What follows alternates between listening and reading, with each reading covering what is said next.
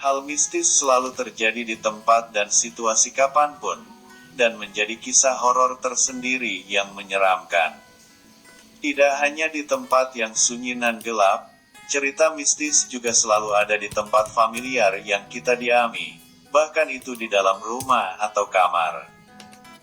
Internet sudah menjadi teknologi yang sangat maju dan memudahkan semua orang untuk berkomunikasi jarak jauh. Tak hanya sekadar SMS, karena ada internet kita bisa telepon orang yang bahkan jauh dengan bisa melihat wajahnya langsung.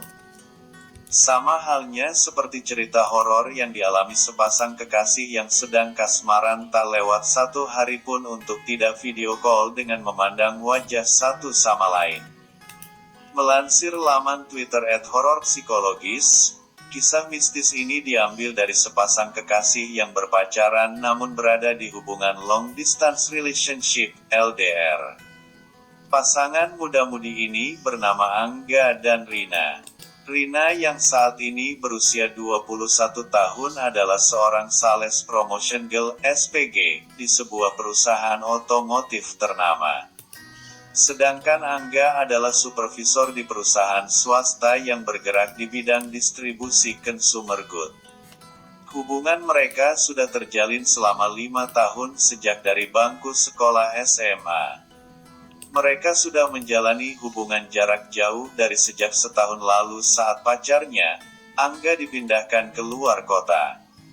Hampir setiap malam Rina dan Angga ini video call sekadar untuk mengucapkan selamat malam, menanyakan kabar, bagaimana aktivitas masing-masing.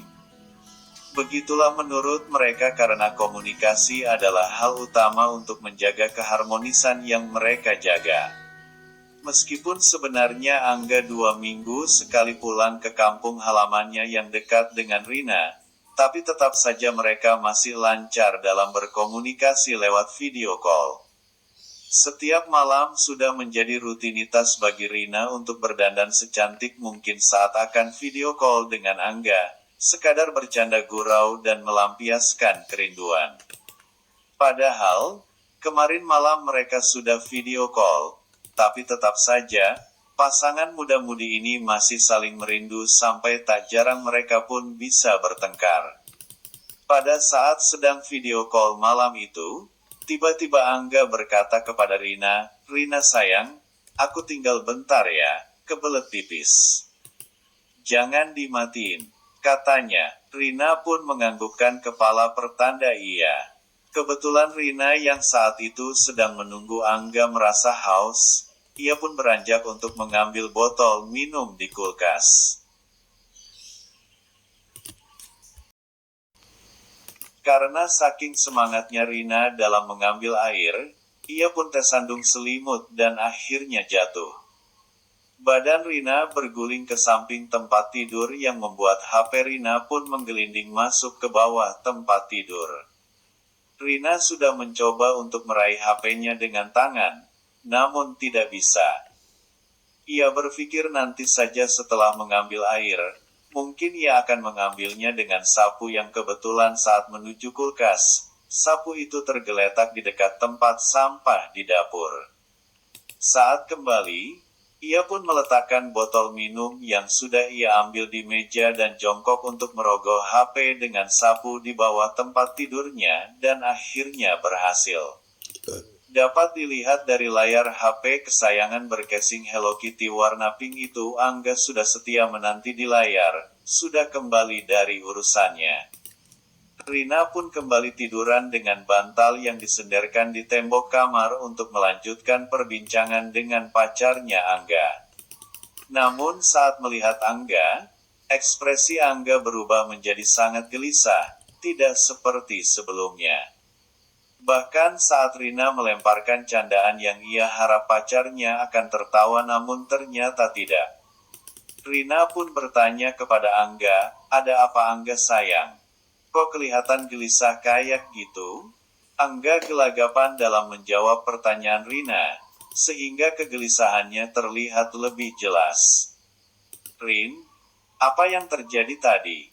Kemana aja kamu?" Rina pun menceritakan hal yang ia alami dari mulai mau mengambil air, tersandung selimut, sampai akhirnya HP-nya jatuh dan diambil pakai sapu.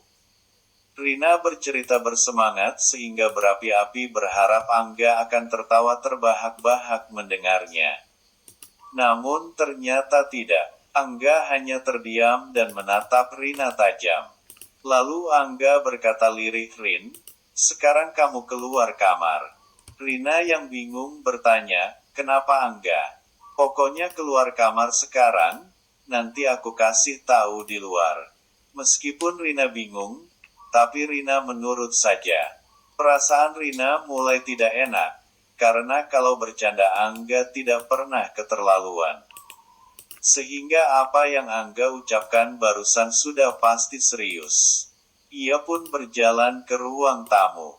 Keadaan di rumah sepi, Rina hanya sendirian karena kedua orang tuanya sedang berada di luar kota, ada undangan pernikahan dari rekan kerja ayahnya sehingga tidak bisa pulang dan menginap di hotel terdekat. Rina pun kembali tiduran di sofa, merebahkan diri di sana dan mulai bertanya lagi kepada pacarnya apa yang barusan terjadi sampai ia begitu serius. "Ada apa sih Angga, sampai begitu ngomongnya? Serius banget, ada apa sebenarnya?" Raut wajah Angga semakin bertambah kalut dan ketakutan. Ia malah meminta Rina untuk pergi keluar rumah dan meminta pertolongan dari tetangga. "Rin, aku lihat ada sosok yang meringkuk di bawah tempat tidur dalam remang-remang cahaya lampu kamar. Dia ngeliatin aku tajam, wajahnya mengerikan. Ada luka goresan di bawah pelipisnya, sampai akhirnya kamu ambil HP kamu yang jatuh di kolong tempat tidur." Rina yang mendengar cerita itu berdesir menahan takut. Jantungnya berdetak sangat kencang, mulutnya seakan terkunci, tidak bisa bicara apa-apa lagi untuk menjawab perkataan Angga. Rina yang ketakutan pun akhirnya dapat berlari keluar rumah sambil berteriak histeris. "Tolong, tolong, asteris.